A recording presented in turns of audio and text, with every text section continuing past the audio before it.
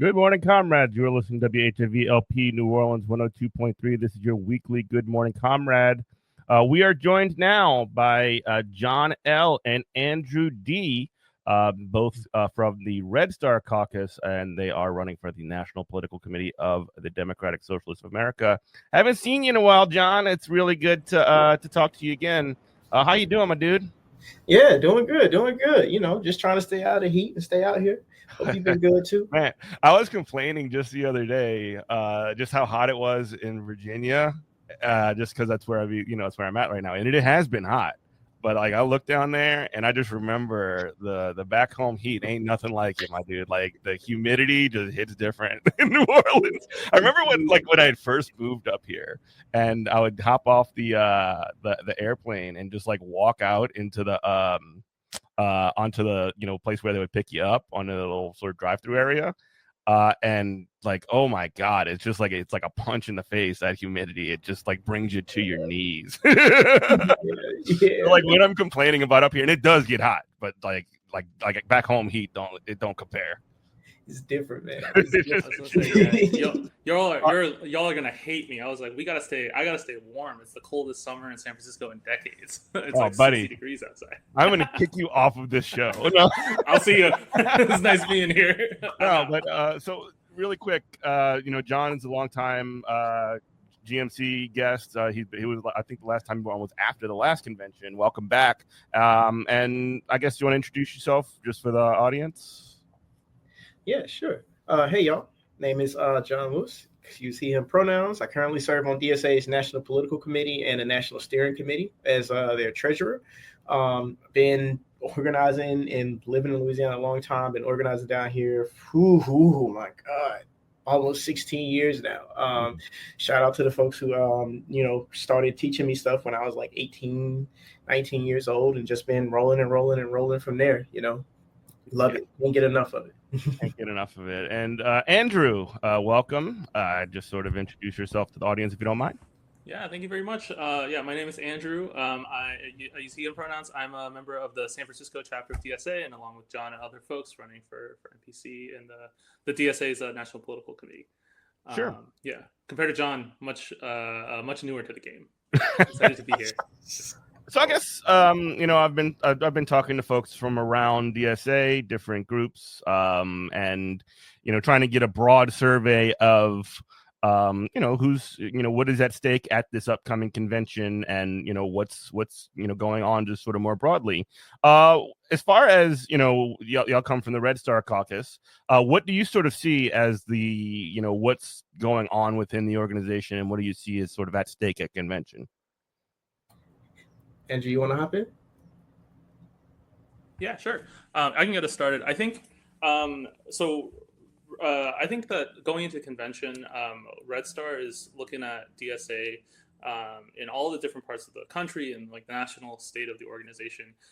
And our analysis is that we need to spend a lot more time and effort investing in chapters and developing chapter organizing, pushing the national organization in a direction that supports chapter organizing and also has much more of a role in connecting chapters and struggles across different local areas, right? So whether that's providing resources, money for chapters like via dues share, but also connecting campaigns together that are working in similar areas, whether it's actually the same campaign or folks that are, we've talked to folks who are working in right to work states across the country, right? And like, what does that mean for your labor organizing when you're in a right to work state versus when you're in a place with a higher union density? And so we think that there's a lot more that the national organization can and should do to build out local chapters as the foundation for our organizing. Okay, and when it comes to like some of the mechanics of building out local chapters, I was just having a conversation with someone else about how different in each individual God, it drives me nuts to go to even like I was just saying this to somebody else running for NPC. When you have a march or something, or the big Palestine march that took place in DC back, well, there were several, but the one I went to was in November, and they had multiple different chapters marching under multiple different banners, and there was nothing even in this one huge sort of event for all of DSA to rally around. I mean, like, how do you even like, one, build out those chapters so that they have the ability to show up and show out, and then two, how do you align them under this sort of singular banner? Yeah, I'll follow that, and I'll say too, like, so if you take, like, I'll use what's going on in the Deep South and Gulf Coast right now, right? Like, we're going to have about 6 to 7 new DSA chapters in this area between Louisiana and Alabama in the next probably 6 months. Like, there are already 7. Yes, that's crazy. Yes, yeah, and it's like, but the thing is, a lot of it has come up from, like, pretty much like what you were talking about there, right? Like direct crossover, like structurally, like communicating and staying in touch horizontally. So like the Alabama and Mississippi chapters, they have amazing, and I want to shout out Jason from Birmingham. They have an amazing chapter mentorship type program going on, where basically, like, they have a monthly call. They get all of the folks together where they're seeding these new places at, especially in Alabama. And then they talk through things, they talk through issues, they connect, they support each other, and they go forward with it. Like, I went up to Jackson, Mississippi and helped them secure the people that they had recruited for their interest meeting to help them get their chapter going. Like, it has been a consistent theme of, like, this kind of crossover overlap of, like, direct connections between chapters and members to, like, support each other, and then sharing an idea, sharing in things. And then it just also, like, it's like when they're sharing something, like, say, for instance, when people are sharing stuff about the Pearl River, or when people are sharing stuff about what's going on in, like, the different areas of their state, or even in our region, like, it just, there's a level of, like, just emotional and social connection too that kind of undergirds that like just really, really gets it. And I think that's one of the things that, like, can help a whole lot in relation to, like, building across that cross-lateral organizing. Because I bet you when you went to that march in DC, it was probably like, like y'all from Virginia, the DC chapter, and maybe even one of the other chapters is probably within, like, a 45 to an hour radius of DC. Baltimore was there, or like some of the Maryland chapters, and they were all cool. And I was definitely, like, making my way around to go see everybody, but they weren't all talking to one another. Like, what the hell? Yeah. And it's like, and I feel like that's the big thing, is, like, if we can structurally have it set up to where, like, we're able to better just directly connect with each other, and also kind of instill that from the jump, then, like, it'll kind of reduce a bit of the alienation, and also get us a little bit tighter in relation to how we're doing those things. But I feel like that's probably an incoming thing that we're probably going to see this go around with, like, like, I don't want to say we've already passed it, but, like, we just about passed our all-time members, like total members in good standing. I know as a fact that, like, if we haven't passed it in this week or the next week or this month of August, it will be passed in September, right? Mm-hmm. And so, like, it's a situation now where it's like, how are we handling this new influx of folks? How are we handling this new critical mass? Like, we've had like 50 plus chapter applications, which would mean we'd also have our highest number of chapters and OCs at any point in the organization. And so, like, we're tilting towards this period of growth, towards this interaction of growth. And now it becomes a question of, how do we engage with that? How do we build on that? And how do we also hold on to these members and these chapters, unlike, like a couple of years ago? But, like, that's part of the growing pains. Mm-hmm. And I guess sort of like, what is that number?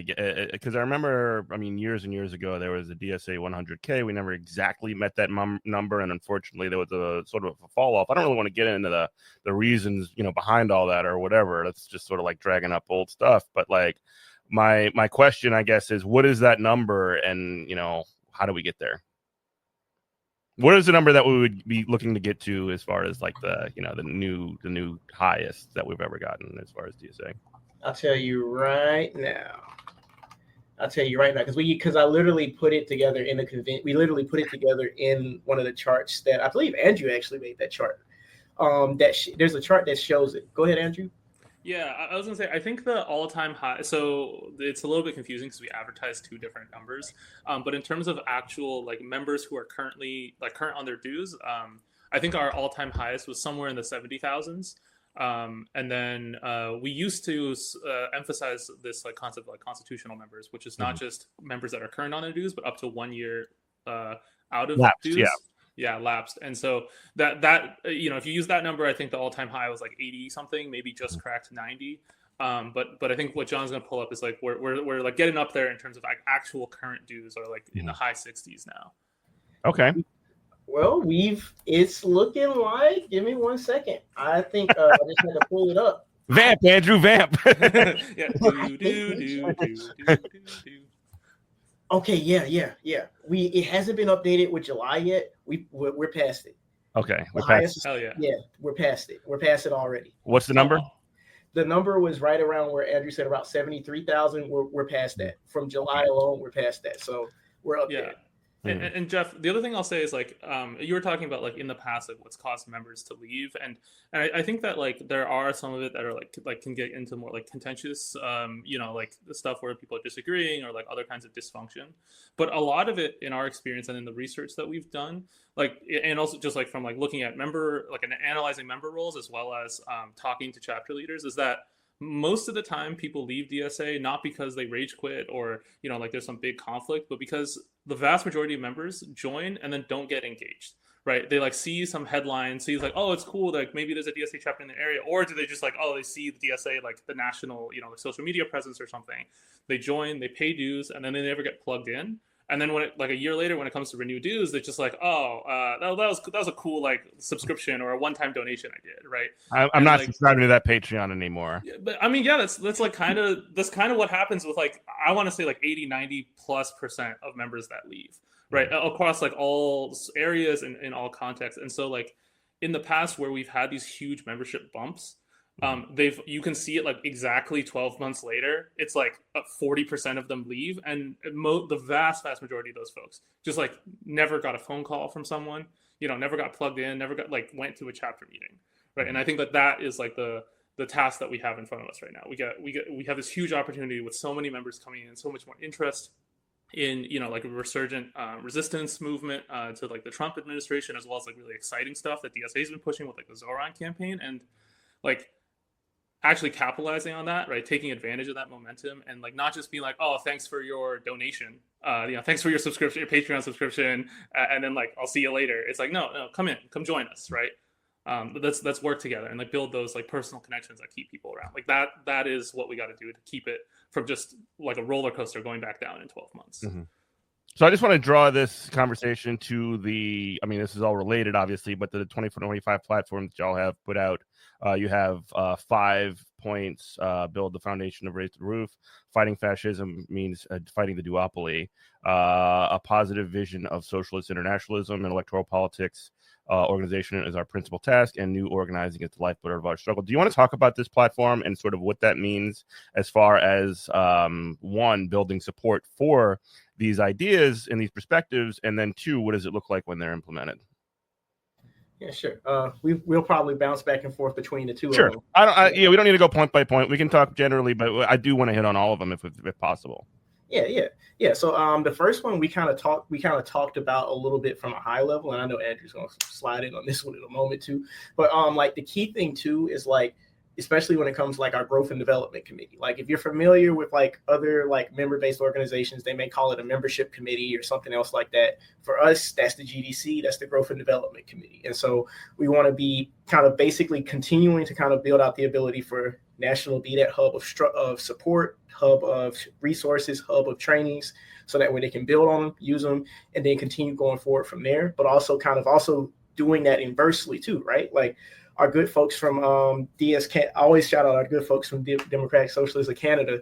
They have a very, very interesting system where like they have a direct flow path of information from national to from national to chapter to leadership to national too, which is very, very interesting, right? And so like in an example of things, it's kind of like we want to try to build those ties a little bit more, so it's less of like, like I don't understand, I don't care about this or anything else, but more of like, I know it's here. I can engage with it as I so choose to engage with it. It has a space, it has its role and everything else in relation to like how the national organization relates. I'll also throw in a little bit too, like the bit on electoral politics too, right? So like, like we have, beyond just like Zoran, we also have like folks like Willie Burnley, we have Omar Fateh, like we have a lot of folks who are kind of like going through this process where you can see this 2-tier thing of like, a lot of our most successful and lasting socialist electeds are people who, especially if it's going for higher offices, have already held a prior office, the three people I just named did. Really, all four of them I just named did previously held an office before going for an even higher office. And they also rooted it in continuing to organize while they were doing it, right? And so all of them have built, especially Rashida's constituency services program, have all, and especially like if you've been following my Donnie stuff, I know you have, but like anybody listening, like you will constantly see him kind of leaving these hooks out there of like a brief description of what socialism is, like a one-liner, right? Or he'll do a thing of like, yeah, I'll tell you about DSA, or like you should join DSA, right? Like sliding it in there and not lecturing people. It's very important. Yeah. And so it's like it still leads back into this thing of like, hey, how are we building these folks? How are we like building this movement through it and a process of part of it? Like, how is this another tool in the toolbox as they all kind of fit together? And so I wanted to really hit on those two things, because I know Andrew's going to slide in on some others, but I wanted to really hit on those two real quick. Yeah, and I think to pick up where John left off, like we look at like Red Star in general, not just like for this convention, right? But like it's conveyed in our platform where we look at like the role of electoral organizing this in a very similar way to how we look at labor organizing, tenant organizing, any other kind of like community, you know, like based involvement where like people are talking to other people that they know, right? The goal of it is not like, I mean, we want to win in general. We want to win everything, right? We're trying to change all of society. But the goal is not necessarily each individual election is not like the make or break point, right? Each individual, like November general election is not the make or break point. Each individual union election, right, to like certify a union or like a tenant union, like these are not the make or break points. They're all opportunities. They're not necessarily the end of the, you know, yeah. They're all stepping stones, right? They're all ways to build up support. They're all ways to get people involved. And the thing that matters out of it is the opportunity for members, like, I mean, the current DSA members, future DSA members, just like members of the working class, right? To talk, like gain skills as organizers, right? If you're like, say you're volunteering, you like go learn like, to go canvas for the first time. Like that's something I did with DSA for the first time when I first joined, and like what I do whenever, you know, my chapter has an electoral campaign, right? Going out there, spending your weekends, like talking to strangers about this thing, right? Like you build up that skill, getting more involved with the campaign, like coordinating stuff. Like these are like logistical aspects of that, but then also the political development, right? We don't yet live in a socialist society. So like we're coming in with like the stuff that the garbage that we learn in school and like the other stuff that like the media tells us that are all kind of not quite in touch with reality, not quite in touch with the real root of the problem. And so like the act of participating in DSA and like these like organizing efforts is not just to like develop you know, the tangible skills of like, I know how to work a spreadsheet to find out who to go canvas next. But also like, okay, I now have a better understanding of how the world works, and I have a better understanding of like where the real problems are with capitalism, with imperialism and all that. And so like these different arenas of struggle, electoral, labor, tenant, whatever it is, the goal is like what we're trying to get out of it are those opportunities, right? And like we can engage in those struggles in ways that have more of those opportunities or less of those opportunities. And Red Star is like wants to emphasize ways where like more working class people or average members are like in the driver's seat and have those experiences of like entering into class conflict, entering into struggle with each other, with, you know, like, and like figuring out how to build a better world. Mm-hmm. On the point of electoral politics and organizing being the principal task, I think that sort of brings up a key question, not just in the not in just sort of getting folks, you know, elected into political office or whatever, but like when those folks, or even, you know, union office or whatever it is, however, I think those are two very significantly different things. There is a question of also like, what does a relationship between our organization and those folks look like? Unfortunately, for the most part, the way I'm seeing, and maybe, you know, it's just a skewed version of it because a lot of this stuff takes place on the forums and social media. The kind of conversation around these sorts of things is largely like disciplinary and not based around building a relationship and sort of like, you know, having a dialogue. And I guess the question becomes, because obviously, you know, you want to be supportive of the folks that come from our organization when they get in the office, but what do you do when they don't do what you do? And what do you do when they do? Like, how do you do that without it being like, oh, AOC did another stupid thing or terrible thing or whatever, and not having it be first step cut off, you know? Yeah. So I'm a shout out Jesse B from Indianapolis. I love Central Indiana DSAs. Like going in there and sitting down and sitting down with them and hearing them talk about like their plan and like the stuff that they were doing, especially as part of like trying to build socialism in one district, right? Because we are yet to have a single district in this country that is fully like base built socialist. Like these people are like looking for like we want to make sure that we are electing a socialist, only a socialist, et cetera, like that type of thing. We haven't gotten to that point just yet, but like their goal of going through the process of working closely with Jesse in the process of building that is kind of like a back and forth and continual thing. Like Jesse showed, like just they're able to communicate with Jesse. Jesse shows up the stuff in relation to the chapter. There's still like a good relationship already built there in relation to in that type of situation, right? And like they're kind of actively building this thing out together. I'll throw another one up to the north, up to the Pacific Northwest, where there's a state assemblyman who is basically also kind of doing a similar thing, where like their socialist in office committee essentially functions as like legislative aides, basically, and they kind of help do the process of carrying information back and forth between the two areas, between the chapter and between the state rep. And so like these things kind of come together, in which like those are what I would say is like model examples of like how this can kind of be built out. And then I go into like some softer examples where like, like there are DSA members who work in just about, I would say probably if not all or a majority or even half of our elected offices, there's more than likely at least one DSA member who's working in their office, which is more of like a still small informal connection there. But the flip side of that, I would say, is that when it comes to the issues of like, okay, well, how do we align around issues of like discipline? How do we align around issues of politics or other things like that? Then I think it comes down into a space of like, right, like every elected that we have is not someone like Omar, Willie, Zoran, Rashida, et cetera, right? Everybody is not one of those folks. And it goes about saying, how do we in turn build a relationship with them if there's somebody that we already have endorsed? And I think the flip side of that is, okay, how can we be in contact with them, their office, and them themselves, right? Like, how do we come in contact with them and talk to them about things and communicate with them?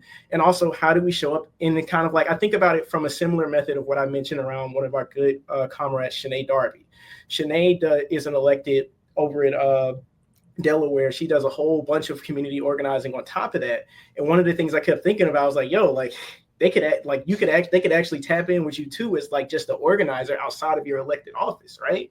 And like there's a relationship that can be built there that ways and crossways in relation to that. But when you have someone who is like going into a situation is like, hey, there's something going on. We want to see how we can throw down behind you, what we can do to get the support out. Or if you do need assistance in like, hey, I am worried that I would take an electoral hit if I am aligned with our position on this, or I would potentially get pushed out of office, right? So how do I go about squaring these differences, and how can we throw down support behind them to where we can say, hey, you can still take this position and we are going to like roll with you on it. Or, hey, what are the ways, just like we talked about with Zoran, right? Like Zoran's not going up there and being like, well, the proletariat surplus value is how, like he ain't doing that. People switch your brain off and they ain't listening no more. Yeah. Like, you gotta talk like a human being. You can't be talking like Trotskyist magazine.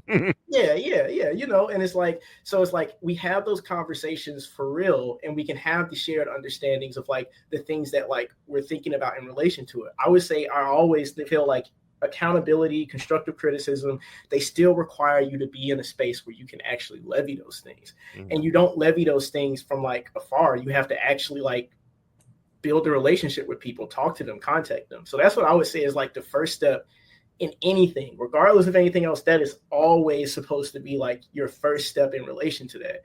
And then if you're brushed off, if you're ignored, if you're kind of like left on red and you're reaching out in good faith, then like, like that's a different situation.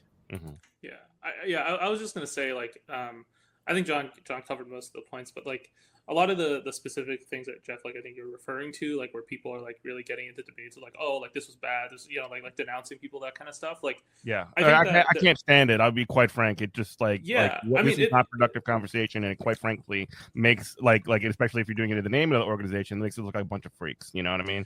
Yeah, and I think that like a lot of that stuff is also downstream of like things that weren't built ahead of time, right? Like what John is saying, like having these relationships where like, I mean, not even talking about electeds like our electeds that are outwards facing, just talking about like inside DSA is a big tent, right? We have a lot of different perspectives, a lot of disagreements on things, right? And so like even within DSA, right, you look at like member to member or just like elected leadership of the national or of your chapter or whatever, like there's a role there as leaders to engage in dialogue with the organization, right? Like whatever your personal beliefs are, like you're pushing forward those and balancing that with like, okay, but I'm also tasked with leading and like representing the org, right? Like externally to the outside world and also internally, right? If I'm like talking to the org, like you're not really going to be an effective leader if you're like just out there alienating like half of it. So like, I think that a lot of that is built on this like this relationship building that needs to exist, and a lot of that has to happen ahead of time, right? And so like I don't really have a good answer for like what happens if you didn't do that ahead of time. Like in a lot of cases we didn't do that ahead of time because DSA wasn't in a place to do that, or like whatever else, or like we like sometimes I think this is the risk of like endorsing folks that like we don't have this relationship with, not because it's like a purity test, but because in all kinds of organizing we're going to have conflict, right? And conflict itself does not need to be destructive. Conflict is like a place where you can.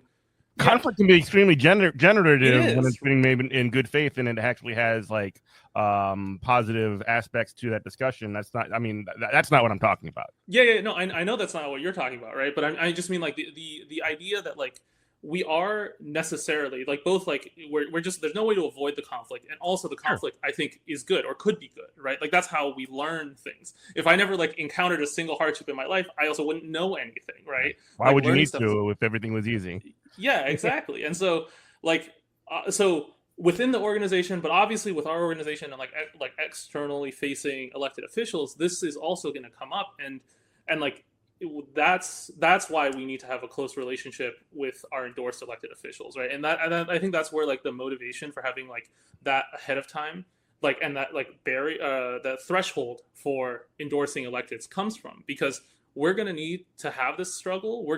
This conflict is going to have to come up, and you can't engage in dialogue. It's inevitable. Yeah, it's inevitable, and like you can't engage in dialogue if you don't have both sides have to be engaging in the dialogue, right? And so that's the thing that like DSA or like membership or leadership like within DSA needs to engage in like good faith, like come to the table and be like, all right, like we want to discuss this, and not just like crash out. But if it's not reciprocal, there's no like there's nothing to do there, right? And so that's I think where a lot of the frustration has come up over the recent years.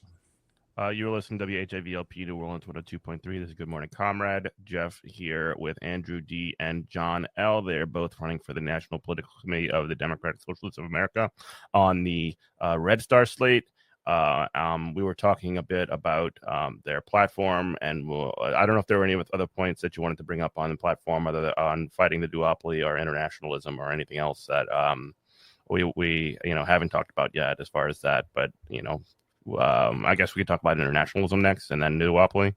Yeah, I'll touch on kind of both of them, because I mean, like we're saying, all these things are related. But I think that like the internationalism is actually probably the best angle, I think, in our opinion, to get to understand what we're talking about with the duopoly. I guess the question I have to ask when we do that: what do we mean when we say internationalism? Just to sort of like set the tone on that.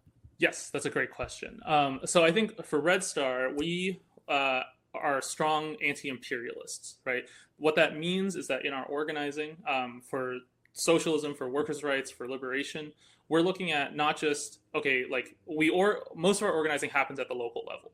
You work with your neighbors, your coworkers, your friends, your family, right? The people that you know to work for, this is a problem in our lives. We're going to work together to improve that.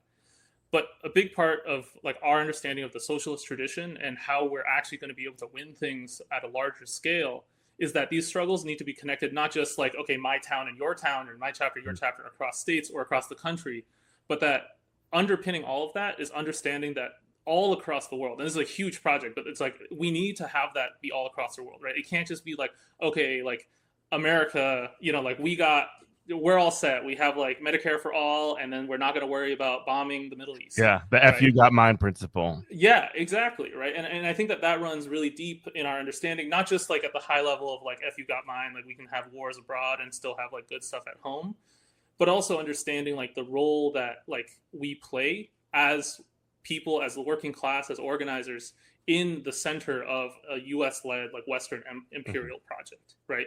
If we look at our comrades abroad, people that are other like self-proclaimed socialists in the global South, in Latin America, South America, Africa, Middle East, Asia, like both the people that are working as socialists, and also anyone that's honestly anyone that's like even a social democrat, like a liberal, even a capitalist in those countries, right?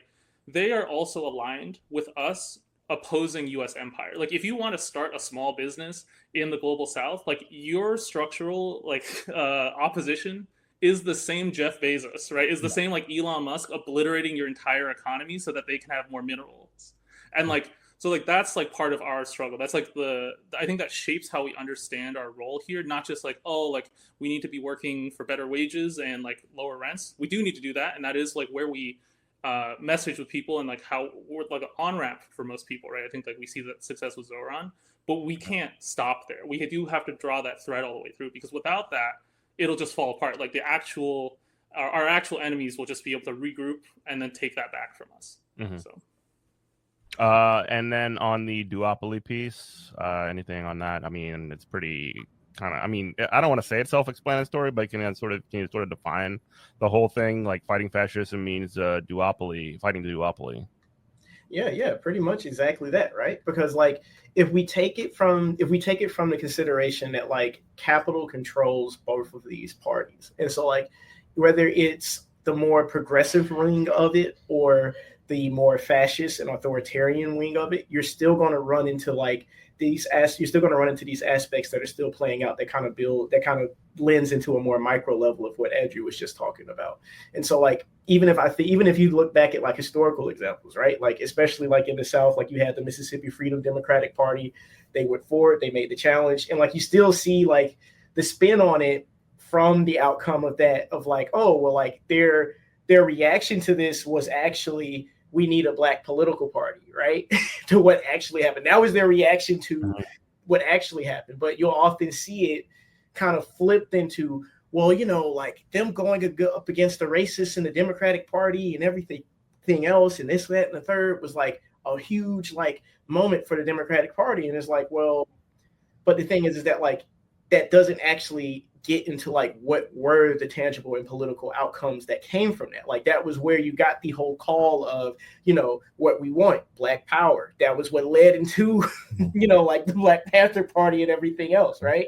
And so like when we take it from a perspective of like not acknowledging and looking at people who have historically tried to go up against these types of forces and the things that control these spaces, then we kind of like end up in a space where like we're kind of spinning that same wheel, right? And it's like, I'd rather look back, examine how it plays out currently, and then see how these different ways things will come up. So like when it comes to like, and especially when it comes to like issues of like thinking about like ballot lines, other things like that, like it's a topic of convenience. It's a topic of thing, right? Like it kind of goes into like something that Andrew mentioned a bit ago of like, yeah, like social democracy reforms, like pure reformism, not talking about offensive reforms, things that put hands in democracy and control of workers, but like, like just general social democracy, kinder, softer, more progressive capitalism, etc., like still gets away from the end goal of like, we need worker control over the country. You need worker democracy, right? And like, so when you think about it from that perspective, then at base, the goal is we need a workers' party, right? And like how we get there, the tools that we use along the way, we still have to keep that centered of like, we know that like this is still like very, very, very deeply controlled and entrenched, right? Like we would love, like, could you imagine the electoral conditions that we have be like where we could take a party like, say for like a party like Paytay can come into existence, go forward, and now have in Brazil, you mean? Yeah, Brazil. Paytay in Brazil. Partido dos Trabalhadores. That's the Brazilian Workers' Party. The Brazilian Workers' Party, yes. Yeah, and for listeners, they started out similar to like DSA is pretty much. And then they grew into that party, ran stuff, did other things. They did work with social movements, all of that. They have the current president of Brazil, Lula, right?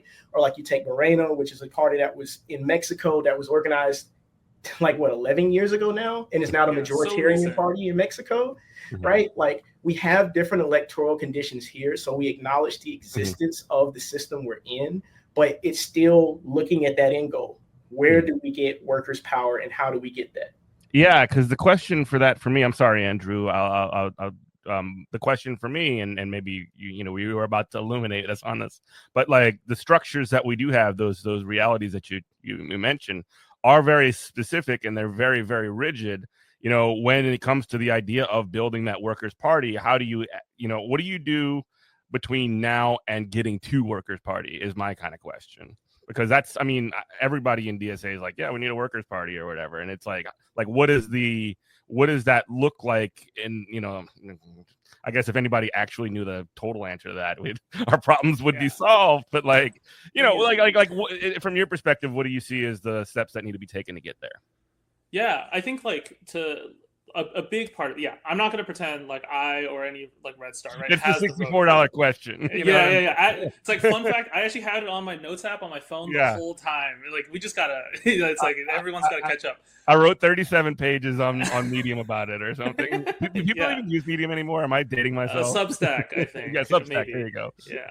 No, but I think that, I mean, this dovetails in perfectly, right? Like, the one thing that I think about is like the need for us to spend much more time, just like keep investing in the organizing at the community level. And this is what like we're talking about with like the orientation for the national DSA organization to be investing in chapter development and like helping chapters not just like develop in like in general. I mean, that is true, but also like help chapters figure out how to set up their own like internal, lively, engaged membership, and have that membership and work be engaged in and deeply rooted in their communities. Because a big part of like wherever we go, however we get, like whatever this party formation looks like, is going to have to involve like us as socialists, as organizers, being deeply rooted in the working class, being deeply rooted in the broad masses of the working people in this country, right? Mm-hmm. And like connected to their communities, understanding the issues,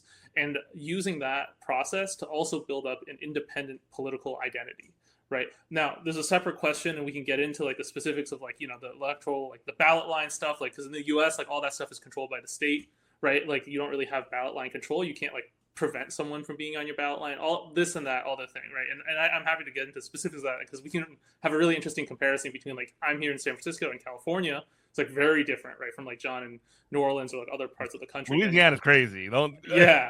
Louisiana's always been crazy with that kind of stuff. They're fiddling with it now. They did a jungle primary, they've actually limited the jungle primary on certain specific races. That happened after I left, but like Louisiana's always been crazy with that stuff. Yeah, and like in San Francisco, a lot of our races. I'm sorry to say, but also it was crazy in such a way that at least locally there was more opportunity than a place like New York, a state like New York, in certain situations. Even though it generally benefited the right wing more than it did anybody else. But no, I think a big part of whatever we do, because there's so many different local conditions, right? Like, and this country is like very like geographically large and like has like these like state level regulations. It's like it involves like carefully understanding what the local conditions are, not just like what the regulations are, but also like what the balance of power looks like in your city, in your state, in your town. What I was going to say is like regardless of how that like what whether or not DSA candidates are running on the Democratic ballot line or running as independents or whatever, like it's going to have to involve building up DSA as a strong political, like independent political identity that people that are outside of DSA can understand as a brand. And this isn't just like a marketing thing, but just, so that we stand for things, we're principled over time, right? It's not just like, the winds have shifted and then DSA is like here or there, right? I think that's like a big weakness of like, if you look at what like progressives and like how socialists can distinguish themselves from a generic like liberal progressive or like left progressive brand, is that like progressivism is nebulously defined and also kind of relative to the status quo, right? It's just like, we just like our goal is something 5% better than what we have now. And so it's like whatever we have now, like the goal is just like a little bit better than that, versus like socialism in the long term, like the actual vision like is much more concrete, or at least much less fluctuating, right? So like we stand for like the liberation of Palestine, and that's because we have principles on that. And so like whether or not that's in vogue, that's still something that we advocate for. It's the one thing that like just talking about the duopoly stuff, like I think about the like my analogy for this is like the liberals or like Democrats, right, establishment Democrats, however you want to define that, like spend their time in office loading a gun and then like eagerly hand it over to Republicans who pull the trigger, and then they just like, oh, and then they like finish pulling the trigger. If they're not pointing it at their own face and pulling the trigger themselves. Yeah, exactly, right. And then it's like, oh shit, like the gun is empty, like we got to reload, and then like hand it back to the Democrats to like build up more consent, put people to sleep, right? Everyone goes out to brunch, the gun gets reloaded, and then like gets handed back. Mm-hmm. And that's like we got to break out of that cycle. Yeah. And I guess I have agreements and disagreements with some of what you just said. However, I also do want to sort of like ask the question as sort of a follow up. Like when it comes to sort of when it comes to build, like having those principles is extremely important, and I don't disagree with that point. How do you have those principles? And I'm not saying that these things are too diametrically opposed or whatever, but how do you use those principles to meet working class folks where they're at now? And how do you sort of like, how do you sort of create this maybe not understanding is not the right word, but how do you create this sort of like gateway of converting people who have no political commitment, or may even have sort of like, the average American, capital subject is doesn't really even engage in national politics or local politics or election or anything like that. How do you get that to be? How do you change that? I guess you could say to make this possible, because without that happening, we got nothing. Yeah, I'll start off on this, but I know John can probably add a lot more. He's nodding his head. Yeah, I can see John gearing up. I unmuted first. But yeah, I was gonna say like. In DSA, in DSA, like our job is to organize, right? Like we're organizing for a socialist like theory of change. We're organizing for a better world, and specifically as socialists. Something that Red Star kind of calls back to all the time, and we joke that like you'll hear Megan R, the co-chair of DSA National, talk about Marta Harnacker all the time. About what? Marta Harnacker. She was a Latin American socialist. She was like a theorist, but also just like someone who's deeply involved in the movement for decades.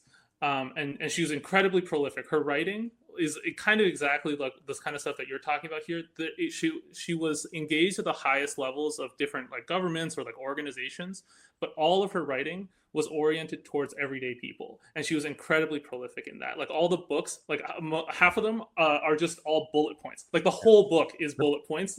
One of the biggest problems that the American left has is sound like a bunch of dorks all the time. Yeah, no, and like she'll have a book on like this is how we did like economic planning, decentralized economic planning, and the whole book is numbered bullet points so that you can like point to and be like, okay, like this is how we read through it. But the point there is like one thing she talks about is that politics is not the like an exercise in just being like, oh, okay, we're gonna figure out what's possible and we're gonna try to do that.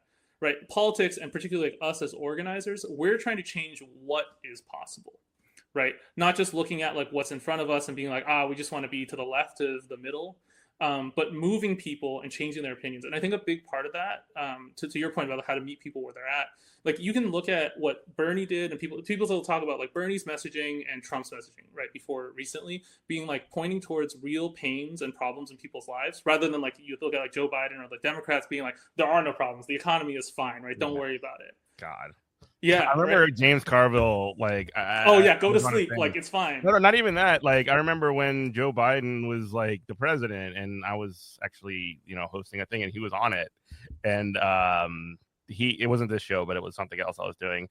But he was there, and like one of the questions that he was asked was like, how do you like change like what Democrats look like or whatever? How do you make it so that like you can actually build power or whatever? And he's like, we just have to celebrate our victories better. And it's like, bro, what victories? Like your compromises on literally everything, the nothing that you always, I mean, sure, like there was some, like there's like little, drops in the bucket or whatever, but like he's basically saying, take these, crumbs and make them seem like they're, they're fine, fine dining, steak dinners or whatever. Yeah. Make a feast out of these crumbs, right? Yeah, James Carville, right after Trump took office, had this like insane New York Times op-ed that was literally like, all we got to do as Democrats is wait for Trump to embarrass himself. So we don't have to do anything. Which has the double purpose, by the way, and this is intended, no question, of disciplining the people that they view as their sort of like their constituency, willing or not. They're basically saying that we're never going to give you anything, But like, if you don't vote for a Democrat, then you're just gonna have to eat crap for 4 years, and we ain't gonna be here to save you. Yeah, it's just holding people hostage, right? Like that's like the messaging. Like this is like a hostage letter. But yeah, so like I think the role of like you look at like when people were talking about like Bernie and Trump, like tapping into this like discontent, right? Where like they're actually pointing out like, hey, these are real problems, and like those are real. It's like we're not going to pretend like they're not happening, and here's a solution, right? And the difference is like one of them, the solution is like racism, right? And like just pointing at all brown people and saying that like these are the problems, versus like Bernie like pointing towards like, okay, like capitalism is the issue, like we have to like the 99% versus the 1%, like that kind of messaging. And I think that is how we get there, right? Like pointing towards, I think of even more recent conversations that have been coming back up because for the recent like ICE escalations, and now like immigrant justice is like much more like in the conversation, right? And in these conversations you can hear like there's a liberal argument that's like, immigrants, we got to protect them because they're valuable, because they're hardworking, because they're willing to take jobs that no one else is, right? That's a real thing that people say, right? Like, look at like America's economy like won't work if like we don't have like immigrants out in if we don't have fields. extremely exploited labor in this country, it doesn't work. That's what the admission is. Yeah, right. And I think it's our job as socialists, and this is like I think like an example of how you can tie in the internationalism and like raise people's consciousness and kind of plug in to like what's wrong. Is like, hey, like the thing that's wrong is not like that like we need more brown people to work in the fields, right? Like that's not the problem. Sounds bad, actually. Yeah, like you kind of play that out, like, do you really mean that? Like, I guess you do. That is what you're saying. Like the problem is that like we have this system that exploits people, exploits all workers, but it doesn't exploit all workers evenly either, right? Like this is also like a racialized hierarchy of oppression, and that is tied in with how imperialism works. Like the reason why there are brown people working out in the fields is because the U.S. empire has destroyed their countries and forced them to come here, and even though these working conditions are terrible, they're still like they like destroyed their hometowns, and so they got to go somewhere. Right, like these are where we can draw those conversations, and again, like you're saying, like it's not like a sit down and have a lecture, but like the framing of that matters, won't right? work. Yeah, but like the framing of that matters. You can't lead with like, oh, it's because they're hard workers, right? It's like it's because the system is broken and it's blah blah blah blah. And like if they have follow-up questions, that's where you pull the direction. Yeah, and I also think, and again, this is another really important, like it should be a taught principle as like an organizer, or even just like any good sort of like person pushing a socialist agenda, is maintain composure, for God's sake. Like stop being like sorry that this comes off as like cruel or whatever, but like or whatever it is, but like there needs to be, like, if you're going to be instructing people or leading people, you cannot be an unstable personality. You cannot be somebody who is going to like fly off at the handle at somebody, or if you do that, people are going to tune you out or make you a example of everything that's wrong, which I guess I'm kind of doing that a little bit too, like not intentionally. It's just sort of like it's a critique of the state of the American left, and I do think it's a real problem.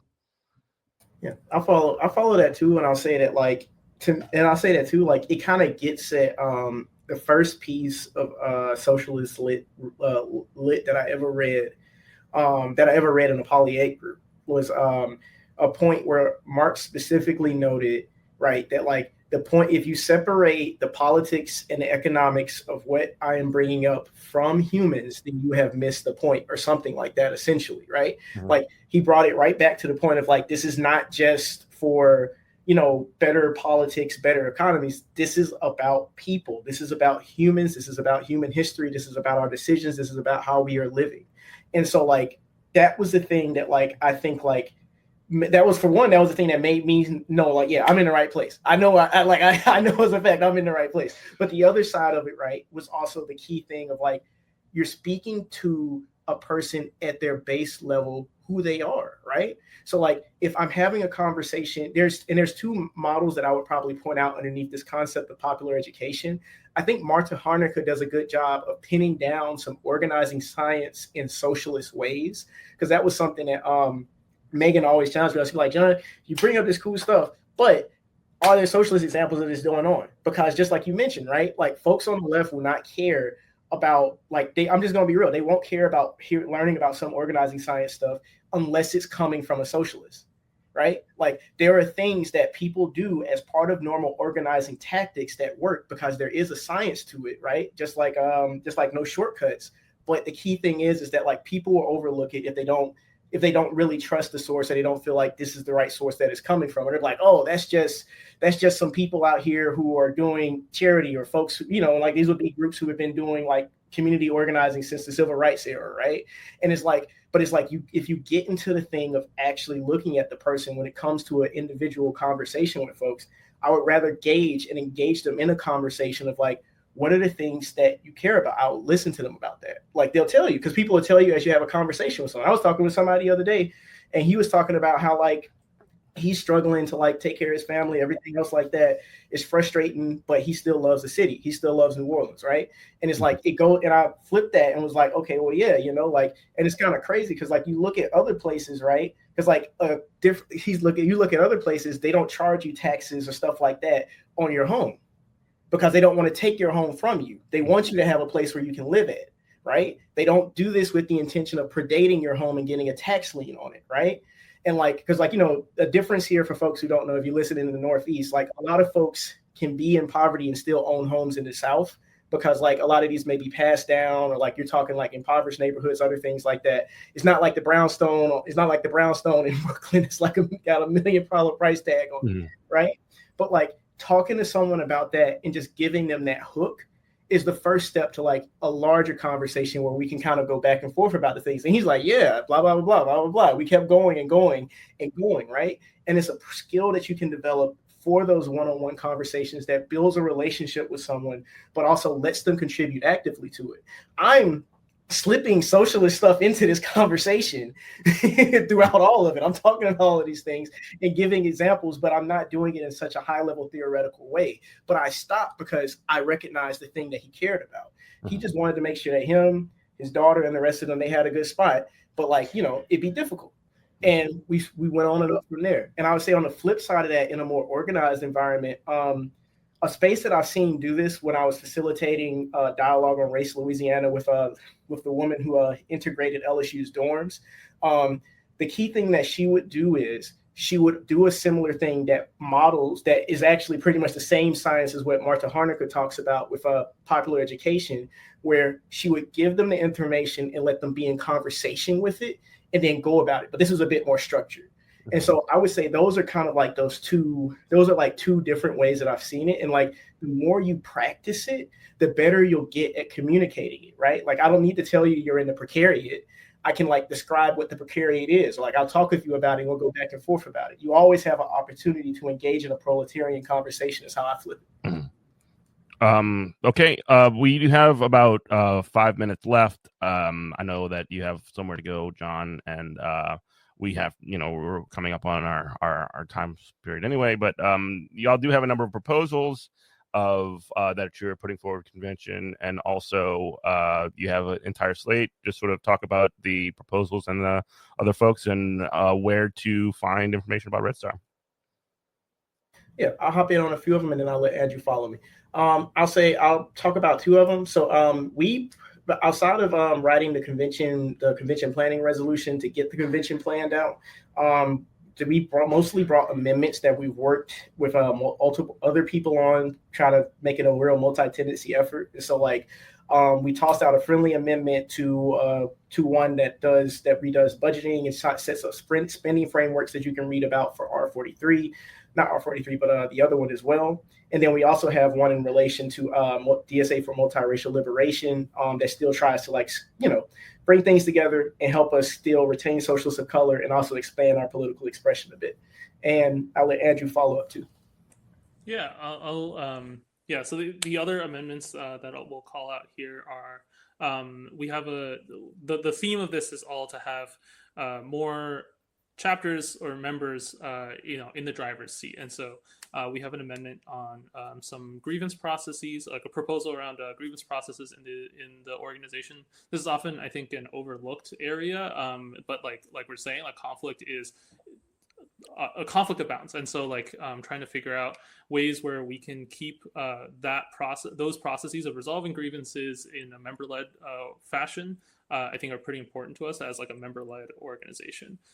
We have some other ones as well, but I think maybe it might be more useful for folks if they're interested to find out all the details. Go to redstarcaucus.org/convention. That'll link to all the language and stuff for a bunch of other proposals as well.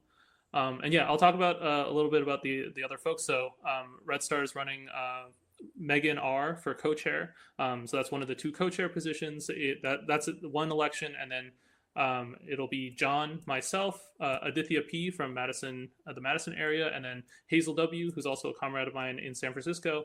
We're all running for national leadership as well. So 5 of us in total. Cool. And you said Red Star, what was it? RedStarDSA.org? redstarcaucus.org/convention. Cool. Anything else y'all want to say on the way out? Got 1 minute. I'll just throw in real quick. Always good. Appreciate you having us on here. And just please, if you're listening to this and you got interested about DSA, just please talk to a DSA member, join up, get with the movement, and let's get it. Yeah. All right. Go ahead, Andrew. No, yeah, I was going to say, there's probably a chapter in your area. And if there aren't, like John was saying, chapters are popping up all across the country.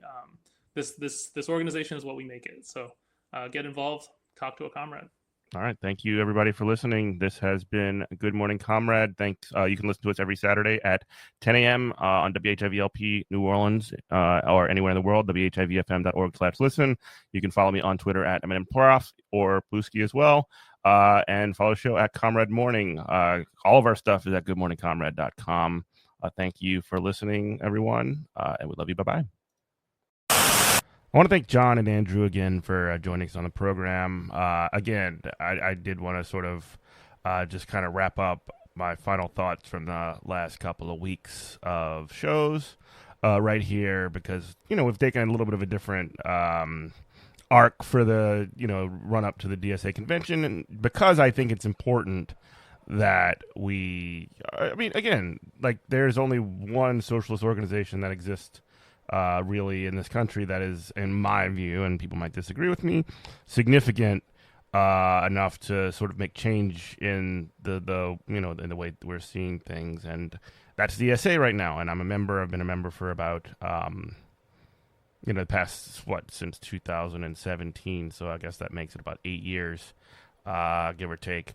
And I think it's important. And again, I could have, people might be asking or second guessing, like, why didn't you ask them about this or that or the other thing? And, quite frankly, they had to say what they had to say from, be it the Red Star folks, be it Andrew from Bread and Roses, or, the folks from Socialist Majority or Groundwork. And look, my goal here is to have an organization that it works together and has a comradely space to have debate for these things. So make your minds up based on this and every other thing up for yourselves for how you yourself are going to vote in this convention. I've been very intentionally keeping a lot of my opinions out of this to provide that platform. So just wanted to say that.